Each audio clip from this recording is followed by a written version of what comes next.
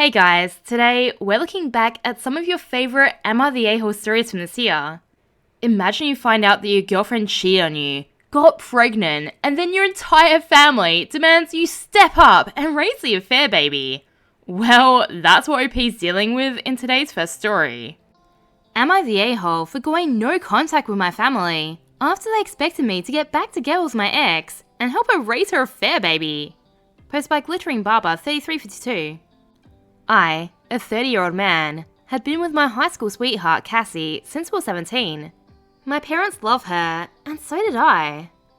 Our parents were always asking when we'd get married and give them grandchildren, and me and Cassie would always tell them when we're financially stable. We're both doing good in our careers. My job, however, sometimes requires me to leave the country. I left 7 months ago. I was due to come back this week, but a friend of mine rang and told me that Cassie's 3 months pregnant. Obviously, I'm not the father. I didn't believe my friend and rang out Cassie, and after some pushing, she finally broke down crying and admitted that she is pregnant and there was a drunken mistake. She said that she doesn't know who the father is because it was just some random guy, but that she wants us to keep the baby and raise it together. I was in shock and ended the call. I texted her and said that we were done. She tried to ring back, but I switched off my phone. I was on autopilot for a couple of days and just worked. Then my boss told me that he'd received a family emergency call from my dad, and I took the call. My dad basically said that Cassie confessed to the cheating, but that it was a mistake and the baby needs a father. I saw red and told him if he was so worried about the baby, then he can step up and be there. We got into a heated argument and I ended the call and blocked him. Both my parents and my ex have been texting on different numbers, telling me to step up and that mistakes happen. I got so frustrated that I rang them up and told them that I was going no contact with them and that I won't be coming back home. I heard my mother and my ex start crying before I hung up.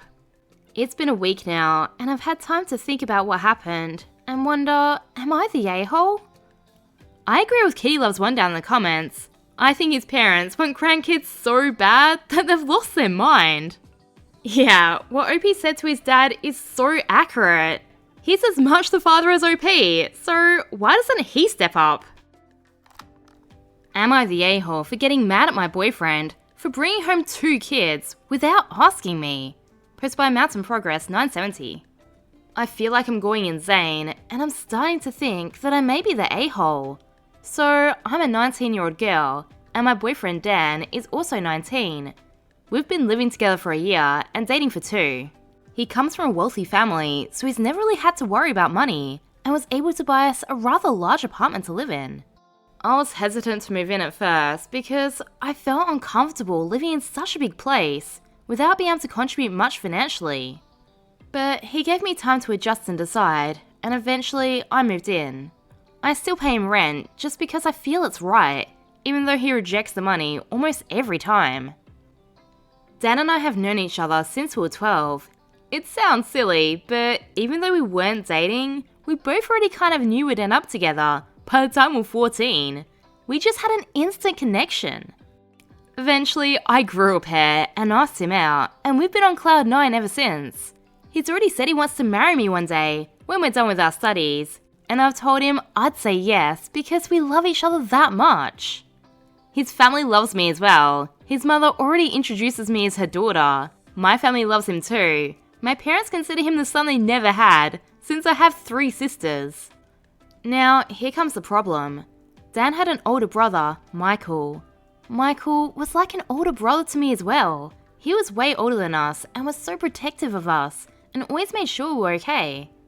He was honestly so sweet, and what happened to him has left me in shambles, so I can't even imagine what Dan is going through. 2 weeks ago, Michael and his wife were killed in a car accident because of a drunk driver, leaving behind their 2 beautiful kids, Ella who's 5 and Brian who's 6. Now, before continuing, I want to make it clear that I love these kids. They're amazing kids who are kind and sweet and so incredible. However, I myself am not very good with kids and act awkward around them.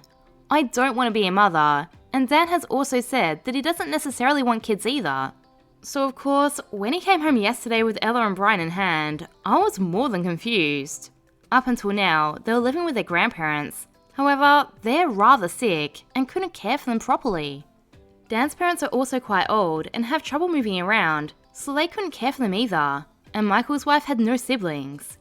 So, without consulting me, he brought home Ella and Brian and said he's gonna get custody of them. It's not that I don't love these kids, and it's not that I'm mad at him for taking them in. I'm just upset that he made the decision without me. We're only 19 and in school. We're barely adults ourselves and have our whole life ahead of us, and I don't want kids. I'm not against Ella and Brian, it's just that this is not the life I pictured for myself, and Dan practically decided my life for me by bringing home his kids without even asking if I'd be okay with it. He could have asked, and I could have taken the time to decide. It is Dan's right to take in these kids, but it is also my right to leave if this is not the life I want for myself. But they're here now, and I don't know what to do. Once they were asleep, we had a huge fight about it. He's calling me selfish and horrible for not wanting to take care of these kids, even though Michael meant so much to me. But I'm barely an adult myself, and I'm working part-time and in school, and I never wanted kids, nor will I ever want them.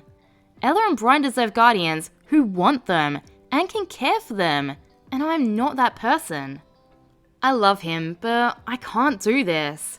I won't ask him to give Ella and Brian to someone else because I know he loves them more than anything. But I don't know if I should stay or leave because I really don't want this life for myself. Am I the a-hole? Edit. There is a nanny, and the grandparents will contribute. Also, I didn't mean that I had a say on him keeping the kids if we discussed it beforehand. If he wanted to take in the kids, I wouldn't have stopped him or told him otherwise because they do need him, and he needs them. I simply wish he'd told me beforehand instead of just bringing them home, so I could have ended things with him smoother, without feeling obligated to stay now that they're here. Now that the kids are here and already looking to me, it's harder to leave since now I'm involved and I feel I have an obligation to stay. Update. As one commenter pointed out, it seemed like I'd already made my decision before posting, and I suppose that's right. I think I was just in denial. I've talked to my boyfriend and we've decided to split. It really wasn't easy. Ella was already clinging to me from the second she came home, and it's destroying me. But I know I can't do this, for both our sakes. I've been diagnosed with depression since I was 16. I've never bothered down with it and usually go to my parents' house when I'm low because I would never want to burden someone else with what I go through. This is why I know for a fact that I cannot take care of children. It's not a self-pity thing, it's making sure that I don't project or expose these kids to what I'm going through. Because if I chose to stay, I doubt I'd be able to leave for weeks at a time to my parents without concerning or upsetting the kids. Whether I want them or not is irrelevant in this case. It's simply a fact that I'm inadequate, on top of also not wanting the responsibility. I'll never fault Dan for not trying to be there for me while I'm on my lows. My lows can be scary. I don't leave bed, and I barely eat or shower. So when I'm at my low, he simply drives me to my parents or asks them to come get me.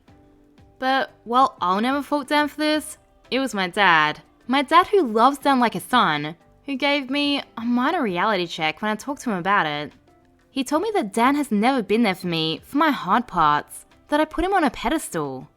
I'm always there for Dan. Since the death of Michael, I emailed all my professors, some of who were less than understanding, and have taken time off school. I've held him in bed, I've made him eat and shower, I've taken care of him, like he's never done for me. My best friend since childhood ended her life last year, and I was a broken woman.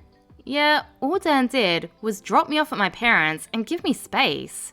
And then, once I was better, he picked me up and we never spoke of it again. I'd never thought twice about it because Dan and I are still young and I don't expect support from him since we're too young to give it. But my dad brought it up and said that he'd never felt more disappointed at that time because that's when he knew Dan would never be there for me. I was shocked since I didn't consider this at all, or that my dad didn't like how Dan treated me. But it opened my eyes to the fact that Dan wasn't perfect. I realized that I always gave and never received, But I'll still not fault Dan for that because we are still kids, which is a fact that I've had drilled into my head today, and now I understand. Again, the argument me and Dan had wasn't because he brought them home, it was because he didn't talk to me about it first. Initially, I wasn't even mad. I was a bit upset and shocked, but I wasn't mad, because all I could see were these two kids who I've known since their birth in my home. I helped them get dressed, fed, and put them to bed. Once they were asleep, I told Dan that we needed to talk, and the first thing he said was that the nanny would come around later to help, which was fine, but then he started going on a tangent about our new responsibilities. It was very overwhelming. It went from the nannies coming over to I need to quit my part-time job to help, we should take a break from our studies and plans, I need to tell my sisters to not come over for a while. I don't know what that was all about since they get along great and they barely ever come over. And that we need to be more responsible. I kinda just stood there listening before I said no, I can't do all that. The argument was about how he made all these decisions for me and gave me this responsibility without even talking to me. We've never really argued before because I'm not usually a confrontational person. But he was saying that I owed his brother and that I'd be a horrible person if I denied these children my time. And that's when I snapped. I got hysterical. He was still trying to justify why this was automatically my responsibility too, and that it's not even a big deal because of all the help we'd receive. But the thing is, Dan is not a responsible person. He doesn't know how to cook, he doesn't clean after himself, he doesn't know how to do laundry, he doesn't make our bed, he doesn't wash his dishes, or even know how to. He needs to be reminded to shower at times. He's just overall pampered, which I haven't minded until now. I think a big reason why I got so hysterical was because I realized I wouldn't be taking care of just one person anymore, but 3. Dan is an amazing person, but I don't know how he'll parent these kids when he can't even discipline or take care of himself. Dan is amazing for taking the kids in, but he would need to learn how to look after them, and himself, and instead, he just expects me to do it. I approached Dan and said we needed to talk properly, and we both agreed, no yelling or getting hysterical, just talking. My first question was if taking the kids in was spontaneous or not. I knew it wasn't, but I had to ask. He said no. They'd been talking with their grandparents for a few days about taking them in. I asked him why on earth he didn't tell me he'd been planning this, and his answer was the most disappointing thing I've ever heard. He said it's because he knew I wouldn't agree to being a caretaker for them, and knew that I'd leave.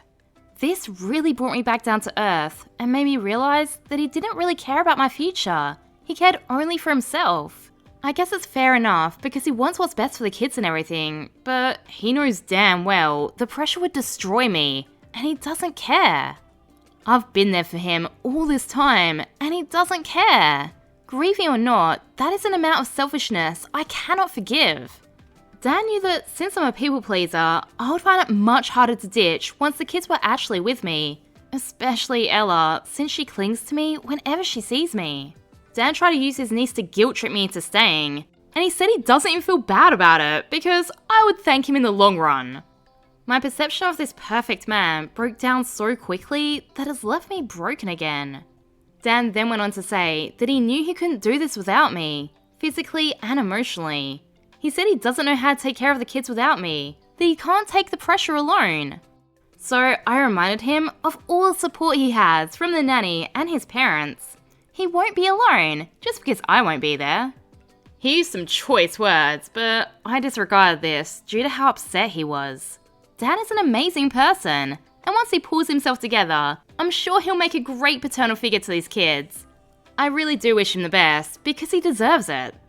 Down in the comments, Hamdown1 says, I'm glad OP's leaving, but the mental gymnastics she's doing to say what an amazing person Dan is just nuts. He admitted to taking advantage of OP being a doormat, and all those other things, but OP is just full of excuses for him.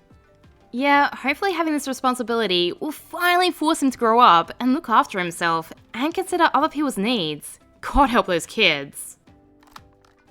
Am I the a-hole for not letting my sister move in after she made fun of my job? Posted by Adorable End 8071. A little background. I, 29 male, work in a profession that many consider unconventional. I'm a professional video game streamer. Despite initial doubts from my family, I've made a decent living from it, and even bought my own house. My sister, 33 female, has always looked down on my profession. She's made snide remarks at family gatherings, calling me a man-child, and saying things like, "When will you get a real job?" Despite this, I've always tried to maintain a peaceful relationship with her. Fast forward to now, due to unforeseen circumstances related to the recent economic downturn, my sister lost her job and apartment. She asked to move in with me temporarily until she gets back on her feet. I'm torn. On one hand, she's family and I want to help. On the other hand, I'm hurt by her constant ridicule over the years. When I expressed my reservations, reminding her of all the things she said, she brushed them off as jokes and accused me of being petty. Now parents are involved and they're pressuring me to let her move in. So Reddit, am I the a-hole for not letting my sister move into my house because she made fun of my job? Oh, the irony of her calling you a man-child. You know what grown-ups do? They apologize for mistakes, especially if they want to ask for favors. Ask your parents why they can't take her in. She's their child, not yours. Also, if she ever says anything about your job again, remind her that she had to come running to her little brother who plays video games for a career. Sister-in-law thinks I'm going to give her my baby. Post by Candid Nose 9809. I, 26 female, gave birth to my baby boy last month. We waited a few weeks before inviting some family over to see him. My sister-in-law was fawning all over him and doting on him. But when I went to feed him, she almost didn't want to give him to me and was trying to give me pointers and such. I thanked her, but told her I had it. She got offended and said, "Oh, someone who didn't even want kids has it under control." It's true. My husband and I were holding off on having kids for about 2 years because we weren't sure we were ready and wanted to wait. Well, we got pregnant and decided to be parents. I said, "Excuse me?" And she said, "Well, I was thinking, since I've been trying a little longer than you, and you weren't even all that sure, maybe I can take him off your hands." I called her crazy and told her to get out. I was shocked and disgusted that she said that, and my husband talked to her and asked, why would she even think that? She said, it's not fair that she's been trying for 3 years, and we didn't even want our son, and we got pregnant. He told her to never say that again, especially around our son. Mother-in-law said she was just kidding, and I'm like, who jokes about something like that? Edit. I talked to my husband about getting cameras and changing the locks, and he said, if that's what will make me comfortable, then he'll get on it tomorrow. She will not be around my son alone for a while. I'm taking this very seriously. As you should. I've heard some really scary stories about the lengths some people will go to steal someone else's baby. Desperate people are nuts. And good on your husband. He's like, this will make you feel more safe? I'm on it. What a lad! Am I the a-hole for refusing to let my brother's family move in after he evicted me years ago? Post by PeachyGirl18. Several years ago, I, 28 female, was living with my older brother Tom, 37 male, and his wife Karen, 34 female.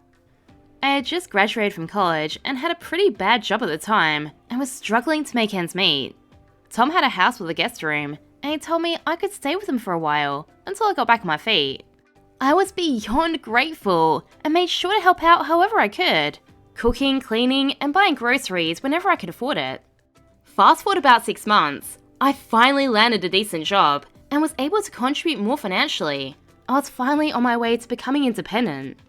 Around this time, Karen got pregnant.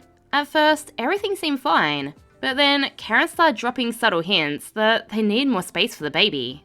The hints soon turned into direct conversations about how they needed the guest room for a nursery. Tom assured me that I could stay until I found a new place, but Karen was clearly becoming more agitated by the day. Then, one afternoon, I came home from work to find all my stuff packed up and sitting in the hallway. Tom told me that Karen had decided that they need me out ASAP. No discussion, no warning. He tried softening the blow by saying they'd help me out with security deposit on a new place, but it was humiliating and hurtful. I ended up couch surfing for a couple of months until I could afford a small studio apartment. It was a really tough time for me, both emotionally and financially. I'll never forget the feeling of being thrown out of my own brother's house like that. Fast forward to now. Tom's life has taken a bit of a turn. His business went under and they're having financial issues. Last week, he called me out of the blue, sounding desperate. They're being evicted from their house and have nowhere to go. He asked if he, Karen, and their 2 children could come stay with me for a few months while they get back on their feet. Here's the thing, I'm doing much better now. I have a good job, a nice apartment, and have been saving for a house. I can technically accommodate them, but the thought of letting them move in after what they did to me years ago just doesn't sit right. I told Tom that I need to think about it, and ever since, he's been sending me guilt-trippy texts about how family's supposed to be there for each other and how they have nowhere else to go. Even my parents have gotten involved, saying I should let them stay with me because they're family, and what happened years ago is in the past. But here's the kicker. Karen hasn't apologized once for how they treated me. Not a word. She didn't even acknowledge it when we spoke on the phone. It's like they expect me to just forget about it and welcome them with open arms. I'm torn. Part of me feels like I should help because they are my family. But the other part of me feels like this is karmic justice. So, am I the a-hole for refusing to let them stay with me after what they did? Or should I just let the past go and help them out in their time of need? I was actually kind of on their side to begin with, like maybe it was staying way longer than expected, and then they had a baby on the way and need that room. But then they kicked you out with 0 notice? Yeah, nah, they're definitely the a-holes here. They should have at least given you 30 days notice. It's what you've got to do for strangers and your family. Next time your parents say anything, just agree with them and ask if they want a hand helping your brother and his family move in with them. Am I the a-hole for refusing to pay for my younger brother's college because my dad never saved up for him? Post by Darby Barbie. I, 26 female, graduated from college a couple of years ago. I worked my butt off to get through school, juggling scholarships, loans, and part-time jobs to pay for everything on my own. My dad remarried when I was 18, and I have a half-brother, 17 male, who's about to graduate from high school. Recently my dad asked if I could help out with my brother's college expenses because he and his wife didn't save up for it. He said I should be able to afford it now that I have a full-time job, and because I got lucky with scholarships, and it would only be fair if I helped my brother since family helps family. I love my brother, but I told my dad I can't be responsible for his education, especially when I had to figure out everything on my own. My dad didn't give me any financial support during college, so I don't see why it's suddenly my responsibility now. He got mad and called me selfish, and now my stepmom and brother are giving me the cold shoulder. I feel guilty because my brother has nothing to do with this, but at the same time, I just started my career and I'm trying to build a life of my own. So, am I the a-hole for saying no to helping pay for my brother's education? You know what? I bet it's his new wife who has the family helps family values, and he's been pretending to have the same values. I bet he told her that he paid for OP's college, and that's why he hasn't got the funds for their son. At least, that explains why the wife and brother are so mad at OP and think it's only fair that she helped pay for his college. I know this is all speculation, but I bet that's what's going on here. I hope OP mentions in front of the wife or brother the fact that she got no help, despite the family helps family expectations. Like, maybe give her brother some advice on how she managed to get by all on her own. You know, just a subtle little hint. Am I the a-hole for accidentally feeding my Muslim friend a pork product? Post by Throwaway. So, I have a work friend, let's call him Ryan, who is a Muslim. I had him over for dinner one night and we're having burgers and fries. I'm from the US, South, and cook everything in bacon grease, cause I'm unhealthy, and the burgers were a hit with everyone there. Ryan especially loved them, and ate like 4 burgers. They were slider size. After we were done eating, he asked how I made them, and I gave him detailed instructions. He immediately blew up because he can't eat anything pork related because of his religion. I'm not religious at all and had no idea this was the case. I felt awful and tried to apologize, but he wouldn't accept my apology and acted like I was trying to poison him. If I had known he had dietary restrictions, I wouldn't have used any pork products at all, and I feel like I should have asked. The next day at work, I got called into HR, and they tell me that I have to switch teams. We work in a call center where every supervisor has a team of 10 to 15 people. Because Ryan had submitted a complaint that I'm Islamophobic, and if I cause any further issues, I'll be terminated. I tried explaining that it was a mistake, and I felt awful, but the HR department basically just shrugged their shoulders and told me if someone has a complaint filed against them for any reason, that person needs to switch teams. This sucks because I had a great relationship with my team and supervisor, and we're the highest performing team at my job. But they put me on the lowest performing team, and the way the team performs affects your monthly bonus. So now I'm making $300 less per paycheck, and there's nothing I can do about it. So Reddit, am I the a-hole here for not asking about my friend's dietary restrictions? Personally, knowing that Muslim people don't eat pork products, I wouldn't have cooked using bacon grease. But in saying that, she didn't know, and I kinda gotta give her the benefit of the doubt there. I feel like it's the responsibility of the person with the dietary requirement to let people know who are going to be cooking for them that they can't eat certain things, like with allergies. You can't just assume people will know. And calling someone Islamophobic to their HR at work is really dancing along the line of slander, especially since it cost her money. $300 less per paycheck is a lot. Honestly, I think OP should speak to a lawyer about what her rights are. Update. Ryan was smoking weed and drinking booze with us the entire night. He even brought his own bottle of Kraken. So even if I was aware that my food wasn't halal, I feel it would be reasonable for me to assume he didn't care. This is the first Muslim person I've ever met in my entire life, and he was new to town, so I wanted him to feel welcome.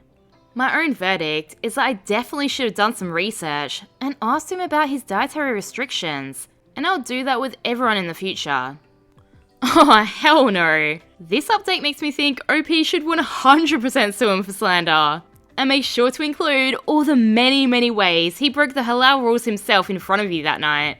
I'm sure his family and friends will be totally understanding of that. Am I the a-hole for allowing 2 teenagers to be spat on by a llama? Posted by Oscholly1990. I work at a petting zoo, and this weekend, we had 2 teenagers, around 16, boyfriend and girlfriend, who were antagonizing a llama. I told them, you might want to cut that out, llamas spit in self-defense. But they kind of laughed off my warning. Now, I knew llama spit was a whole lot worse than they probably thought it was. But I decided to not tell them about that. I figured if they persisted, I'd trust the llama to teach them a lesson. The llama was being very patient. At one point, it gave them a warning spit, just saliva, and they went, ew, and laughed about it and brushed it off, and then kept going at it. Finally, the llama had had enough and unleashed its green defensive spit that llamas are known for. It got the girl square in the face. She dropped to her knees and started retching, and eventually threw up. Her boyfriend was gagging and ran away towards the building I was in. To make things even worse for them, I didn't let them come in to wash up in the petting zoo's only bathroom. It was a slow day, so I just locked the doors. I told them that I didn't want the smell inside and made them leave the farm without washing up. Am I the a-hole? The girl's parents called me the next day and yelled at me saying that I was too harsh. Maybe it was. If you don't wash out llama spit right away, the smell sinks into your skin and becomes extremely hard to remove. But I want the lesson to sink in as well. Down in the comments, Deleted says, everyone sucks here. They were warned and they deserve to be spat on. I wouldn't fault you for allowing it to happen. But it was incredibly cruel to keep them out of the washrooms. What could have been a lesson for them will just turn to an anecdote about the crazy petting zoo guy who wouldn't let them clean themselves. Now they have someone else to focus on / blame for the odor. Preventing them from using the washrooms is what took this from not the a-hole to everyone sucks here. Am I the a-hole if I don't fully pay the bill my parents gave me for raising me? Posted by Give Me Some Macaroni. Hey everyone, I hope it's okay that I post this. I'm so sorry if this is stupid, I can delete it. I'm 17 years old and a few weeks ago, my parents gave me a monthly payment plan to pay them back for all the years, the last 10 years, they've raised me, given me a place to live and everything, and I've been stressed out ever since. Does this mean they were adopted 10 years ago, or the parents don't think they need to cover their expenses until age 7? It's a lot of money, and I do have a job, but even then, I won't be able to pay for it, or all my money would have to go to it. And there's already not so much left because of other things I have to pay for. I wouldn't be able to move out, basically ever. That's their plan, indentured servitude. I am really grateful for everything they've done for me, and I know that I'm far from perfect, but would it be horrible if I just refused? Or offered to pay, like, part of it? Sorry for this story. Mature809 says, I wouldn't pay them a dime. Babies don't choose to be born, or who they're born to. Parents make those decisions, which is why the best interest of the child is a parental obligation, never the other way around. There is no child-to-parent obligation. You're not responsible for them or to them. I won't be able to move out basically ever. Yeah, that's probably their goal. There's no court that would ever hold you to that debt. It's unenforceable. Yeah, also parents are legally responsible for financially supporting their children to age 18. This is why child support exists. If you were fostered by them, they probably also received government support during those years, and if they adopted you, they took on that financial responsibility. You don't have to pay them back. I would strongly suggest securing your legal documents, birth certificate, etc., before talking to them though. You may also want to see if any of your friends would let you crash with them for a while, if it came to that. Edit. Hey everyone, thank you for replying. I should have known, but I genuinely wasn't sure. Sorry. I truly apologize to anyone I've annoyed with this post. Also, they're not abusive. Honestly. I think there's just a lot of stress. Please stop saying they are. This poor kid literally apologized for asking. Am I the a-hole for pretending to be an Appletarian for 3 weeks as a prank, causing my friends to have an intervention for me? Posted by Appletarian. I got the idea a few weeks ago to prank my friends by pretending to be an Appletarian, meaning someone who only eats food products that are derived from apples and would only drink apple juice or apple cider. I told them all that I'd read on the internet that only eating apples was the healthiest thing for you. When I first told them, they thought I was joking, but they underestimated how committed I would be to a joke. So, whenever in the presence of one of my friends, or friends of friends, co-workers, etc., anyone who knew them, I was very careful to only be seen eating apples or drinking apple juice or apple cider. Apples whole, apples diced, apple sauce, the inside of an apple pie, baked apples, candied apples with a chocolate shaved off, etc. Finally, after about a week, they bought that I'd become an Appletarian. They started giving me information about how unhealthy it was to only eat apples, and growing increasingly exasperated by it. Some of them even got angry. But I wanted to stick with the joke. Finally, after 3 weeks, I walked into what I was told was a movie night, but was actually an intervention for me. They were all super concerned about my well-being, and had all sorts of information or whatever.